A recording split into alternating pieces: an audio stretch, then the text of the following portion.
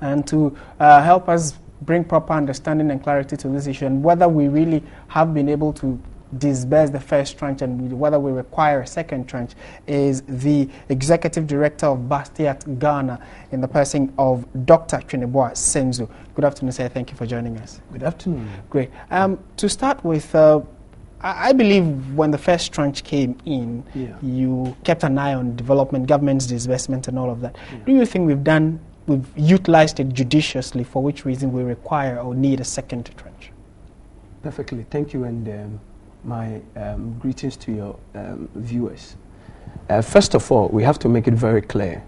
In the mandate of IMF, whatever they expected Ghana to do, I think that per the fiscal management, our present government was in accordance to it. But the next question we ask ourselves, whether if such situation really related to the masses is the next question. How it affected productivity from the ground is the next question. You see, our the economy in which Ghana is running, I call it more fragile. It's an inelastic situation whereby we cannot define it by a demand and production-driven system. So on this base, if you are doing your analysis per fiscal management strategy, definitely the masses are going to see it as a form of a scam. And that is how it is happening. We see them doing whatever the top government are doing, whatever Bank of Ghana are doing, is just to meet the expectations of IMF, not actually to meet the expectation of the people. So indirectly, you're saying that it doesn't trickle down to the very ordinary businessman, the SME down there that needs it. Is that what you're saying? It's totally as a scam on the community-based level.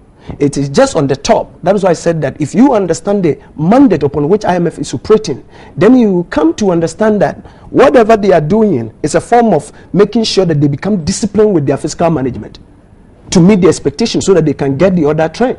But at the end of the day, it has no meaning to the base level. What is government doing wrong?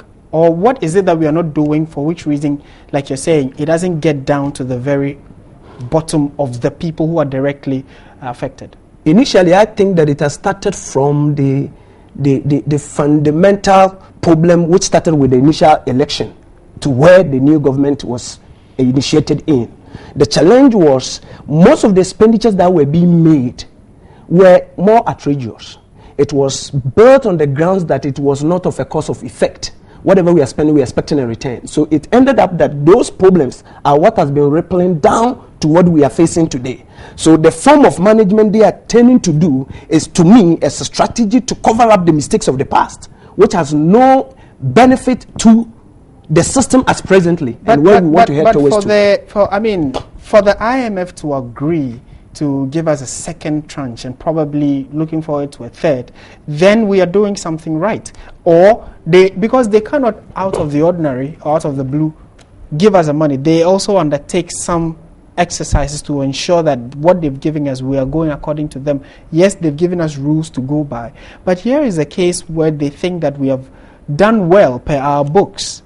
We have borrowed less, our debts are looking good maybe now, for which reason they are giving us. You think that that is not reason enough for the IMF to give us an extra tranche? I'm very happy that you asked the question that per their standards, they realize that we are meeting.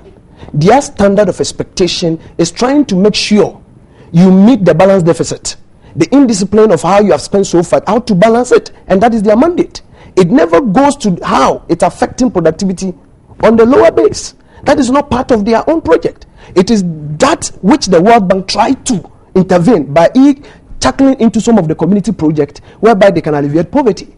But for IMF in its nature, they only look on the financial fiscal discipline project, and which I have already begun letting you to understand that our fiscal management system and the nature of our economy is not enough to make this fiscal management as a superior to manage the whole economic system. It will be wrong, because when you use it, become a scam to the community base, or possibly to the masses that voted them there. What can the masses, like you're saying, what can they do?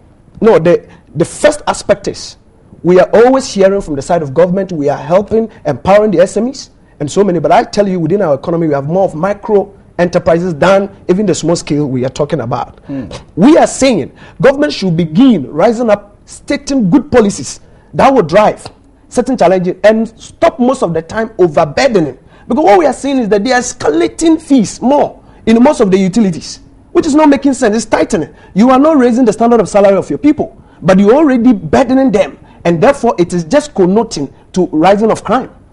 You see how the equation looks like? So this is where we are expecting government to right now become pragmatic in its approach. Okay. Speak what he's saying and get to the community of empowering them. All right. I think we'll have to leave it here for now. And certainly the debate about the economy would continue, I'm sure.